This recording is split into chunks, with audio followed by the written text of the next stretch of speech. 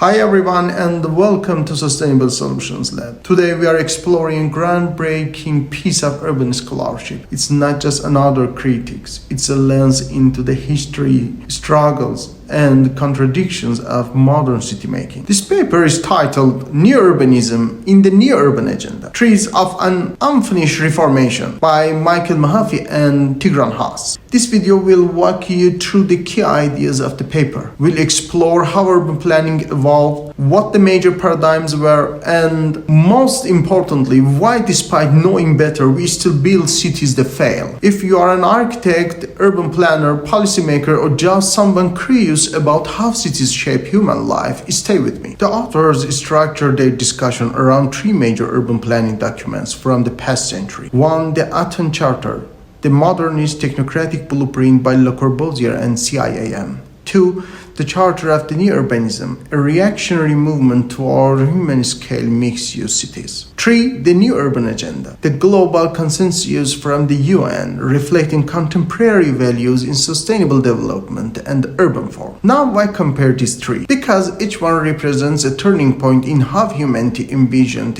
its urban future. And more critically, they show how far we have come and how far we haven't. The Athens Charter imposed a vision of the city as a machine.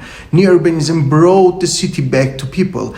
The New Urban Agenda tries to globalize the correction. But as authors argue, these ideas have not yet dethroned deeper systematic powers shaping urban form. Financial markets, zoning codes, technocratic interior, and globalized land speculation. Let's go back to where it all began. In 1933, on a cruise ship from Marseille to Athens, the CIAM met to discuss the future of urban form. The result was later compiled by Le Corbusier as the Athens Charter, and it changed urban planning forever.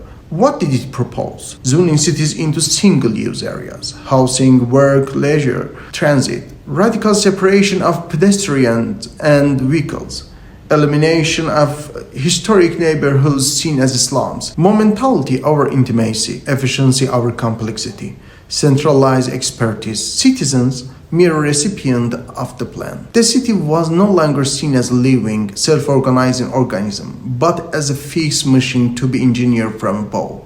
And it worked. Why? Because it aligned perfectly with industrial mass production, the rise of the automobile, post-war rebuilding prioritized, the emerging influence of American planning schools.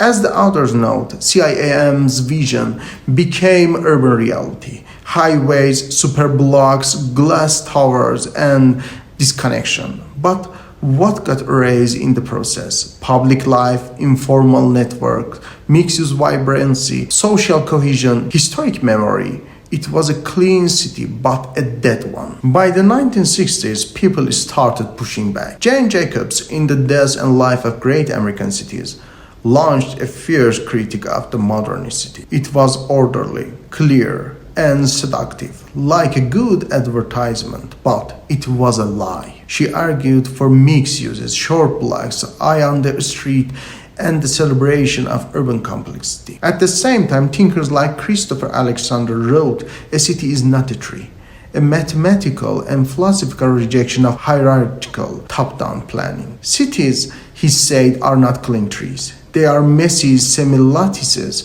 networks of overlapping functions, users, and stories. These ideas laid the foundation for the emergence of New Urbanism in the 1980s and 90s. Anders Duani, Elizabeth Platter-Ziberg, Peter Kaltrup, and others didn't just critique, they built. They designed walkable towns like Seaside, Florida, and reimagined urban codes around human scale, mixed land use, density done right, architectural continuity, transit-first planning. In 1996, they formalized their philosophy in the Charter of the New Urbanism. It spoke of cities as places shaped by public life, cultural memory, and civic participation, not just traffic flow and economic zones. It was, in the words of the paper, a reformation, a deliberate reversal of the Athens Charter. But was it enough? The towers outline 6 key contrasts between the Athens Charter and the two newer